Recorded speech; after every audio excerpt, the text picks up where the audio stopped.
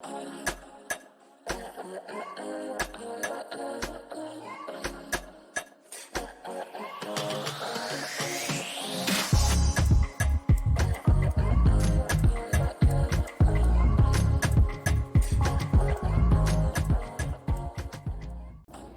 everybody, it's Michelle here again with birthuhura. Here at birthuhura, I am a full spectrum plant-based holistic doula and an advocate for all things safe, natural, and effective.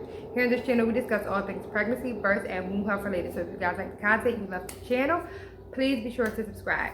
Today's topic is going to be about normalizing our menstrual cycles or our periods as comfortable, as peaceful, and as something that we actually take pride in.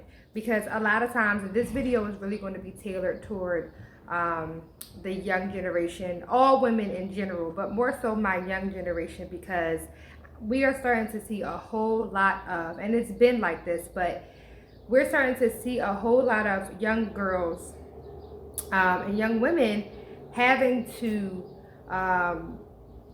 regulate cycles with artificial hormones. We're seeing that we are having to have a lot more hysterectomies. We are seeing that we are having to, go the medical route because of desperation. And I want to talk about this subject because it is important to me because I have daughters. So, and it's important to me because I care about the wombs of the world.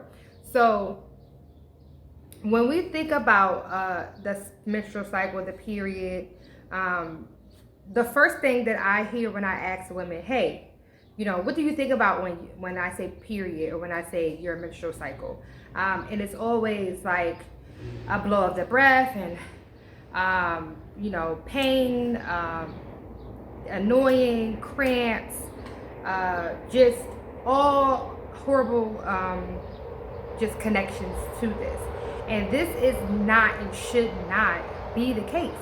We should be resting. We should be feeling good about ourselves. We should be taking pride in the fact that we are able to detox our bodies.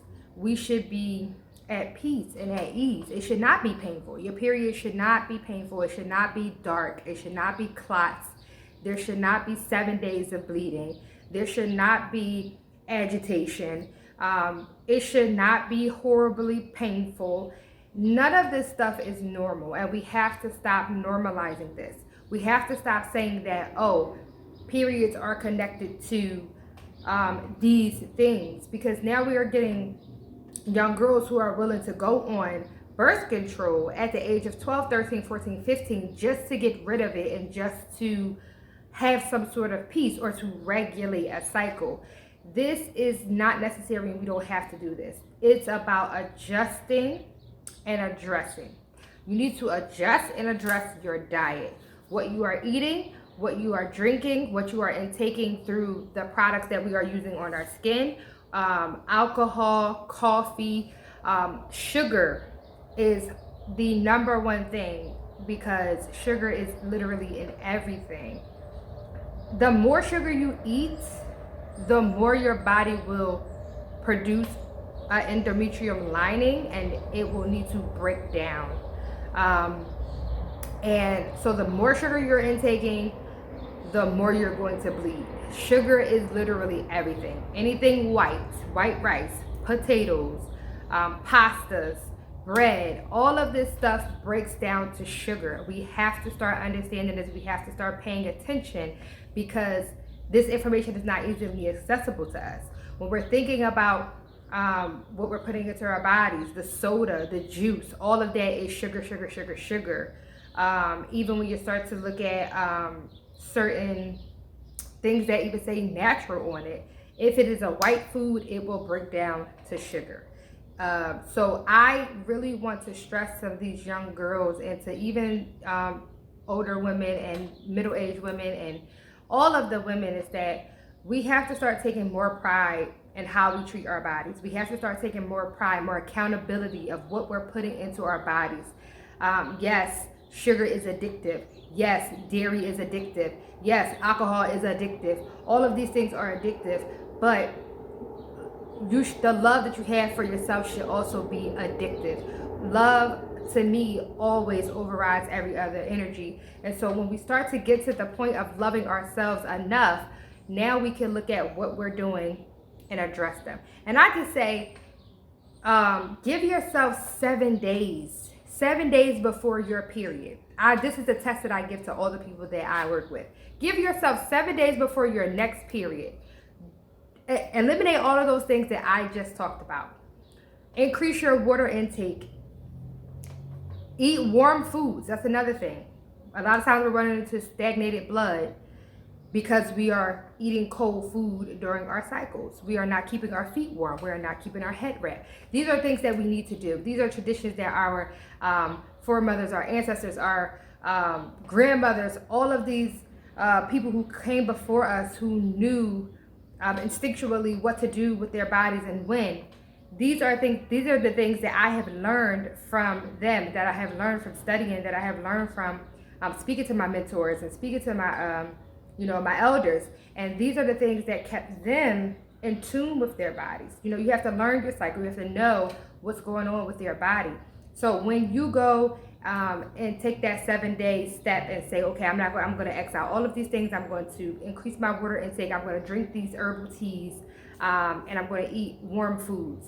And tell me that you have not seen some sort of difference, some sort of ease, then we can have a discussion. But these are simple things that you can do. Simple things that you can do. And I'm so just tired of seeing these young women have to be on birth control, have to be on hormones, have to be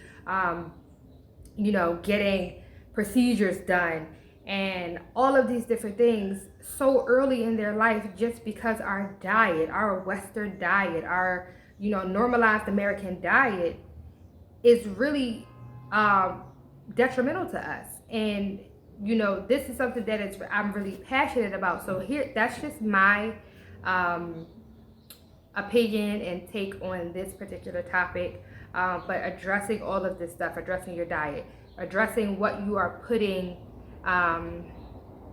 into your into your body, and not to mention the products that we are using. We are using products that are sprayed, that are packed with harsh chemicals. We are not understanding what it is to be a healthy womb man.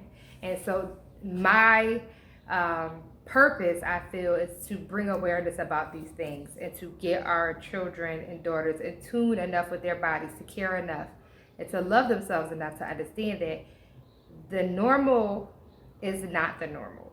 You should probably only be bleeding 2 to 3 days, and it should be light strawberry colored. It should not be dark. It should not be cloudy. It should not be watery. It should smell of metal, a metallic sort of kind of smell, because that says that your body is good in iron and folate.